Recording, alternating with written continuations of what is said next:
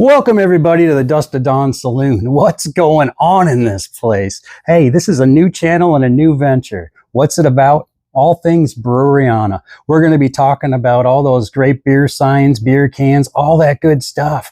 I want to talk about the history of breweries. I want to talk to collectors. I want to hear their stories, the things that got them started. That stuff to me is gold. It needs to be documented. It needs to be shared. We're going to get into some sign repairs. In fact, I got a Hams 56 TV Rippler behind me. We're going to put a new scene in it one of these days. I'm going to put it on video and show you how to do it. I want to show you how to maintenance your signs. I want to show you, how to take care of them, how to clean them, things to use, things to not use, all that kind of good stuff.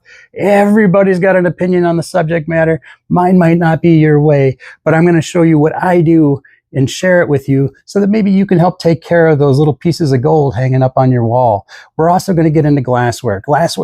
Hams glassware in particular is one of my biggest loves. It's a great hobby. It's fun for the hunt. I'm one of those crazy guys that goes for every size of every glass, and it's probably an impossible mission, but I'm determined to get as deep and as far as I can into it.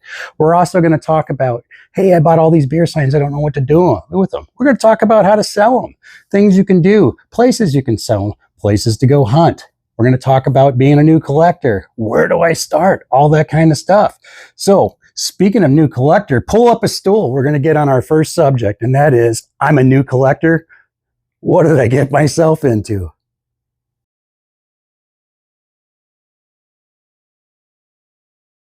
So, for whatever reason, something drew you into this great Breweriana hobby. Whether it was a glow of a sign or you just loved a label on a beer can, something got you in. Maybe your dad collected, and maybe, maybe he's not here and you're collecting in his memory. Maybe he is here and you're collecting together as something to do, as a bonding thing. Whatever it is that got you in this hobby, welcome.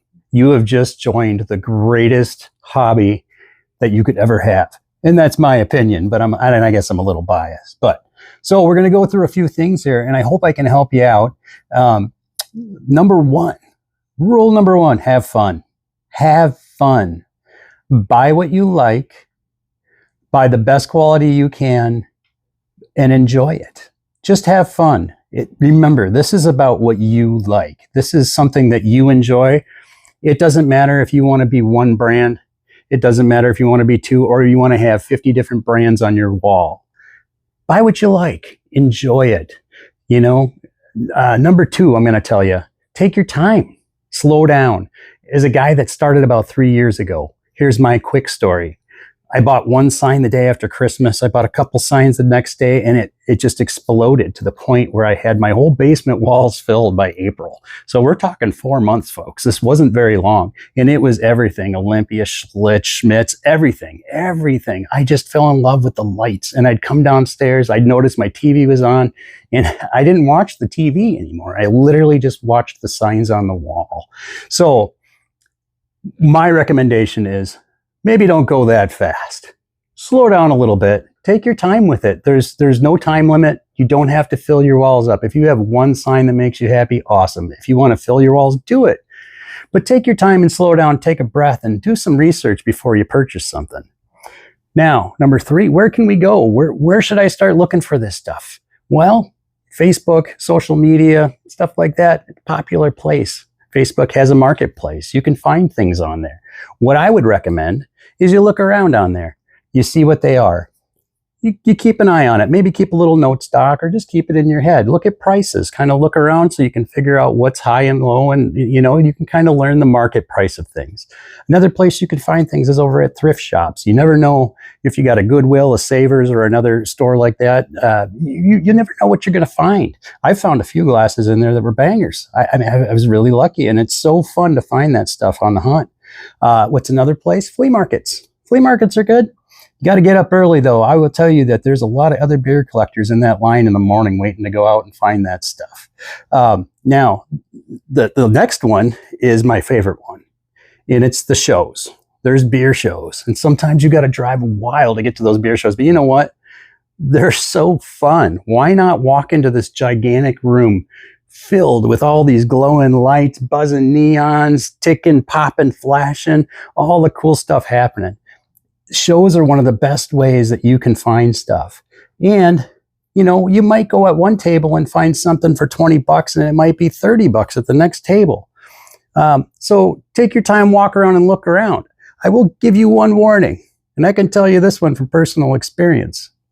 If you're looking for something particular and you find it at a show, there's one piece of logic passed down to me that was, the time to buy it is when you see it. I'm stubborn and I don't necessarily follow that all the time, but I've learned my lesson that I walked away from something and it was not there anymore. So my advice is, if you see something when you first walk in and you don't want to walk away from it, is look at the price. And if you know the market on that price or the item, you know, use that as your guide with your gut if you decide to pull the trigger or not. Now, while you're at the shows, the best thing you can do, introduce yourself to these other collectors, talk to the vendors, get to know them, tell them you're new, let them know what you're into. Let them know that, you know, hey, I'm just a new guy getting in. You know, when I started, the first show I went to was a very small show, about 60 tables. And I had guys just start handing me a couple things. I'm not talking $1,000 signs by any means. A lot of it was ephemera, paper stuff. And I still have it because it was so cool. These guys were just excited to see a new collector come in.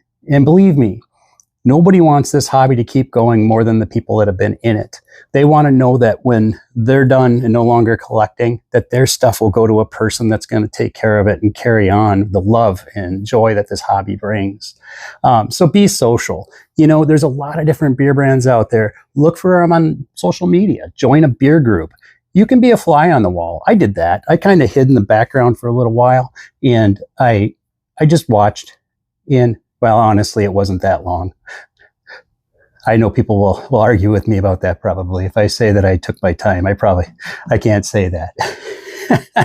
Anyway, join the groups, talk to these people, ask them questions. Just put a blanket statement out there. Hey, I'm looking for this, and can somebody tell me what they're worth? Or can you tell me a history of it? What type of things should I look for on this sign when I buy it? You know, there's some signs that are fragile. There's some signs that are a little tougher than others, you know, like, so maybe ask, because that way you know if they're a fragile item.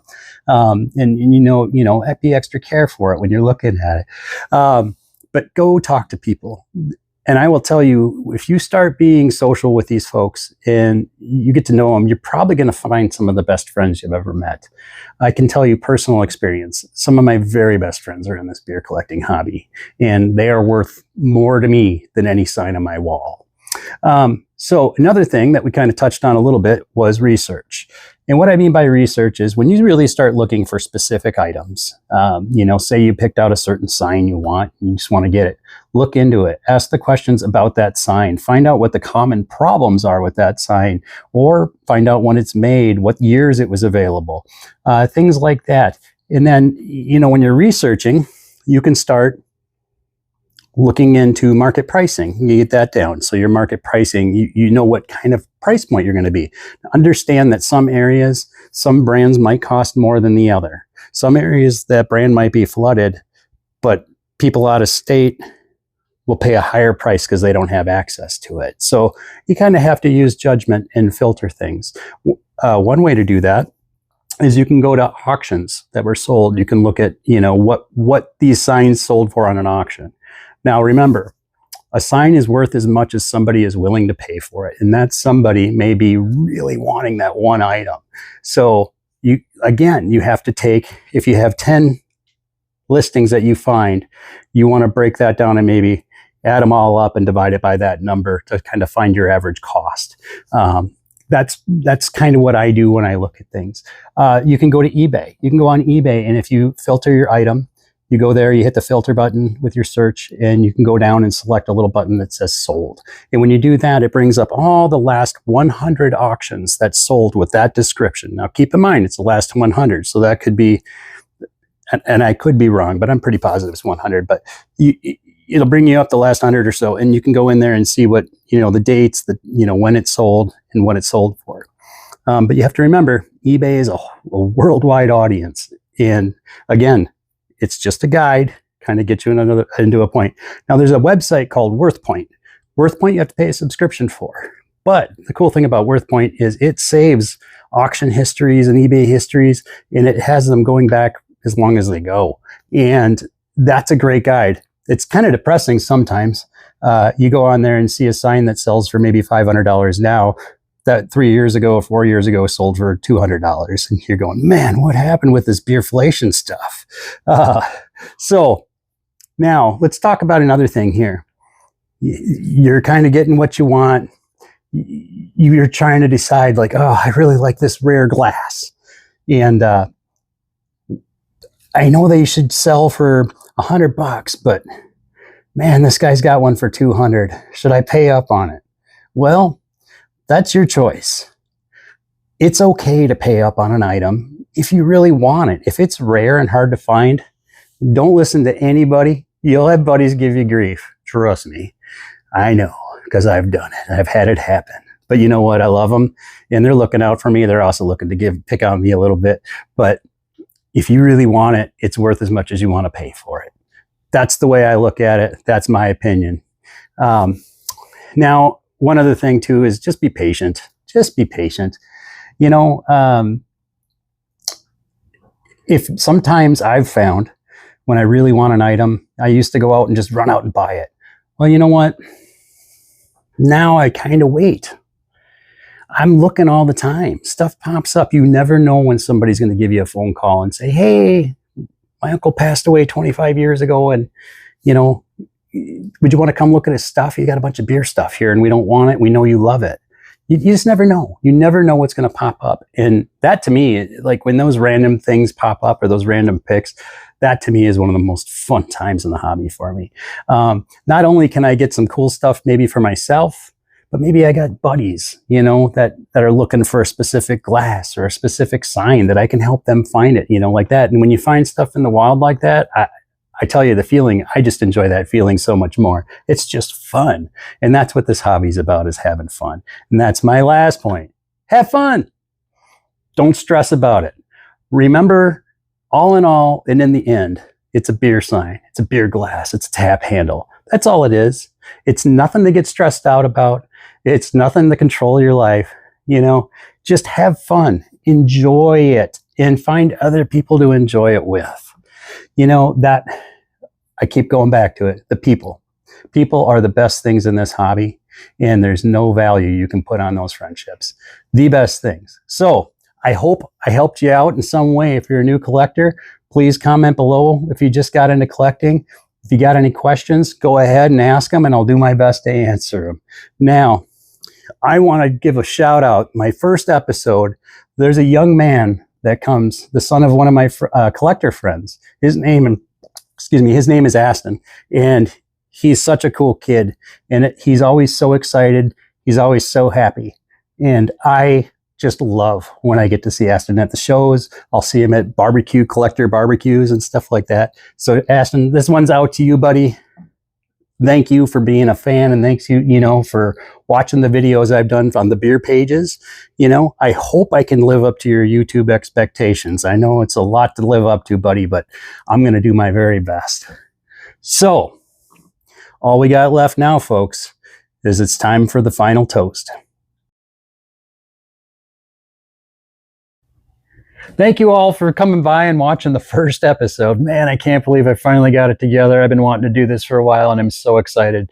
This is going to be a fun ride. Thank you for watching. Thank you for sticking around. You know the drill. Like, subscribe, share, tell your friends. Hey, we're going to have some fun on here, guys. We're going to be talking to a lot of people. It's just going to be fun, and I'm super excited. Now, if you know me, you'll know that I probably had to do this 3 times, and this is the third time. Actually, it's the 4th. Anyway, so little toast to end this one. We're going to go like this. To the friends who feel like family, to the bartender who makes it feel like home, and to all those fellows working in the brewery and makes our beer ice cold. We're going to see you guys next time. We'll see you at the saloon. We'll catch you.